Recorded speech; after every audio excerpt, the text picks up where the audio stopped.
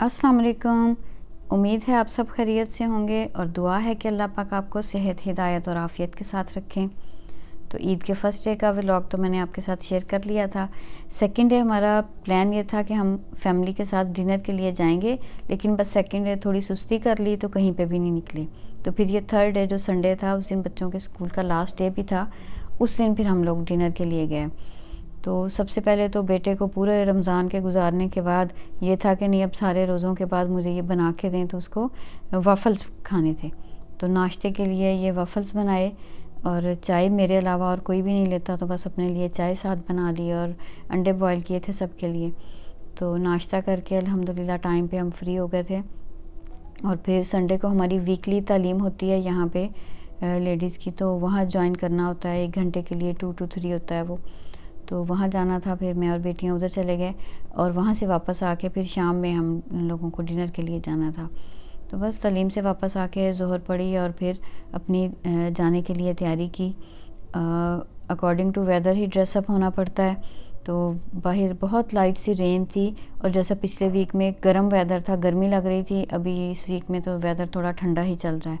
तो बस लाइट से अपर और हुडीज़ वगैरह साथ पहन के तो हम तकरीबन 5-6 बजे घर से निकले थे जाने के लिए। तो हम लोग स्पाइसी खाना नहीं खाते हैं, इसलिए हमें टर्किश या अफ़गान या लेबनीज़ कुज़ीन जो है वो प्रेफर करते हैं। तो आज हमने डिसाइड किया था कि हम पैरामाउंट जाएंगे। ये बेसिकली एक लेबनीज़ रेस्टोरेंट है और बल्कि इसकी एक ब्रांच जो है वो कराची में, पाकिस्तान में भी है। तो कोई भी जो वक्त हम अपनी फैमिली के साथ गुजारते हैं, ख़ास तौर पे ये जो ओकेजन्स होते हैं इनमें, तो ये हमारे बच्चों के लिए मेमोरीज़ ही बन रही हैं ना। ये याद करेंगे हमेशा से कि हम ऐसे फैमिली के साथ एज अ फैमिली यूँ जाया करते थे अपने पेरेंट्स के साथ। तो बस ये देखिए हम पैरामाउंट पहुंच गए हैं। तो हम तकरीबन 10 से 15 मिनट के डिस्टेंस पे ही है, ये कोई बहुत दूर नहीं है हमारे घर से।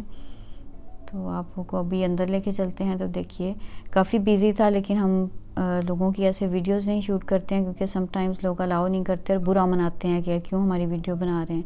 तो इसलिए बस अपनी ही बनाई थी।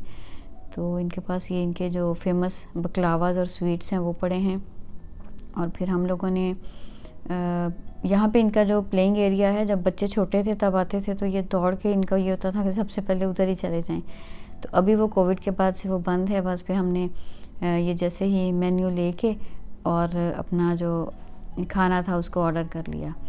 तो बेटे को पिज़्ज़ा खाना था, एक हमने पिज़्ज़ा ऑर्डर किया। ये पिज़्ज़ा जो बनाते हैं, ये इनकी जो फ्लैट ब्रेड होती है उसका ही थिन क्रस्ट होता है, वो ऑर्डर किया। और फतूश जो है वो सैलड होता है बेसिकली, वो ऑर्डर किया। एक बारबेक्यू इनका प्लेटर जो है वो, उसके साथ स्पाइसी पोटैटोज़ इनके अच्छे होते हैं वो था। और एक ये साज ब्रेड है इनकी फेमस, उस ब्रेड के साथ ये रैप बनाते हैं। एक हमने वो रैप और फ्राई साथ ये ऑर्डर किया था। तो अल्हम्दुलिल्लाह खाना इनका चूँकि हमें पसंद भी है तो फिर हम अपने इंजॉय किया। जब आपकी मर्ज़ी की पसंद की चीज़ होती है तो फिर आप उसको इंजॉय करते हैं। तो खाना खाया और अल्लाह का शुक्र अदा किया। इब्ने माजा में है, हदीस शरीफ का मफ़हूम है कि जब कोई खाना खा के अल्लाह का शुक्र अदा करता है तो अल्लाह पाक उसको सब्र करने वाले रोज़ादार के बराबर अजर देते हैं। तो हमारे लिए कितनी आसानी है कि हम खाने के बाद अगर अल्लाह का शुक्र अदा करने वाले बन जाएं तो हमें सब्र करने वाले रोज़ादार का अजर भी मिल जाएगा।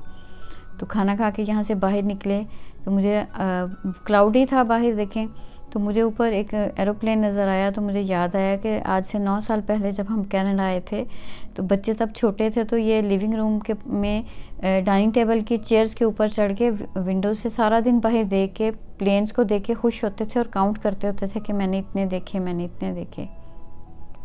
तो बस ये सामने ही फिर टिम हॉर्टन्स था, से कॉफ़ी और डोनट लेके तो हम वापसी के लिए निकले। तो अल्हम्दुलिल्लाह रमज़ान भी गया और ईद भी एंड हो गई। तो हमने इस दफ़ा ये रमज़ान के अंदर ये डिसाइड किया था कि जो हमारी घर की रोज़ की तालीम है, इंशाल्लाह रमज़ान के बाद उसमें हम एक चीज़ ऐड अप कर लेंगे कि हम बच्चों के साथ बैठ के कुरान पाक जो है उसको अंडरस्टैंडिंग के साथ पढ़ना शुरू करेंगे। तो सेकंड डे कुछ लेज़ी रहे और वैसे ही गुजार दिया। तो थर्ड डे फिर हमने रात में फिर ये अपनी तालीम के साथ ही कुरान पाक को तर्जुमा और फिर इसकी जो एक्सप्लेनेशन है उसके साथ पढ़ना शुरू किया। तो दुआ कीजिएगा अल्लाह पाक हमें इस्तकामत दें ताकि अगला रमज़ान जब तक आए तब हम कुरान पाक को मैक्सिमम जो है वो अंडरस्टैंडिंग के साथ बच्चों के साथ बैठ के पढ़ चुके हों। और आप भी अपने घरों में ये मामूल ज़रूर रखिए कि बच्चों के साथ बैठ कर कोई दीन की बात करें, उनको कोई हदीस बताएं, कोई कुरान की वर्स जो है उसके साथ उनके साथ डिस्कस करें। तो बच्चों की बेहतरीन तरबियत में एक बहुत ज़रूरी चीज़ ये है कि हम उनको अल्लाह से जोड़ें। और वालिदैन होने की हैसियत से हमारी असल कामयाबी और कमाई यही है कि अगर हमारे बच्चों का ताल्लुक़ अल्लाह ताला से जुड़ जाए और इस कुरान से जुड़ जाए। तो बस मिलते हैं दोबारा किसी और नई वीडियो में। अपना बहुत ख्याल रखिएगा। तब तक के लिए अल्लाह हाफ़िज़।